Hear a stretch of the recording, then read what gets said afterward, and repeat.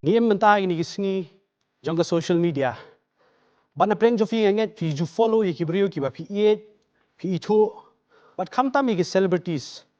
Fi ki ba eat sports fi follow ye sports person. Fi ki ba eat jingrwai fi follow ye ki nongrwai ki nongtem. But kum ta ter. But nga kwa ban ong fi gini kibrio kam tam ni ki celebrities ki ba ngi follow ngi admire. Kini kim dak ham tip shafang jongi. Bon apreng jong ki kim tip hiru fi kerteng kumno fi sa hangno ki gi jingeh jingiashem ki gi jing don kam jong fi. Wala ngam persya ke social media hanre nga kwa fi yang ngi baroh bangin long ki No.1 followers jong U Jisu Christ. Fitip habang long ki No.1 followers jong U Jisu Christ.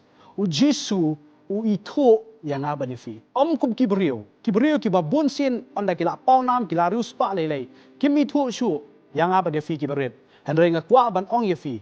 U Jisu u itu bar u tip yang aba ni fi da ke kerteng. Galatia kalau nong besar kot bakendai ko ong kum ni. Hanre mentah ba pila yo itu yo belai. Hanre kam tam bala itu yo fi da u belai ken. U Jisu Christ u itu yang aba ni fi. Nga kwa ban ong ye fi. Uni dei tam u itu yang aba ni fi. U tip ye ki jingeh ki jingiashem.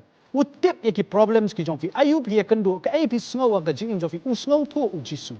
But dei tang kata, dei tang uniu leader uba yap namar lagi jong ki nong.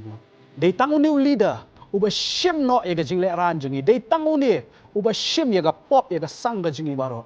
Hatu ngi nang but mo kat yang U Jisu. Na kwa ngin long ki die hard na kamata jong U Jisu. But nganget lada ngibot ye u, lada pibot ye u da ka donut jong fi baroh. Penom babi isu lano. But dei tang U Jisu Christ hiru uba laban ai ngi ka jingim babam jukut.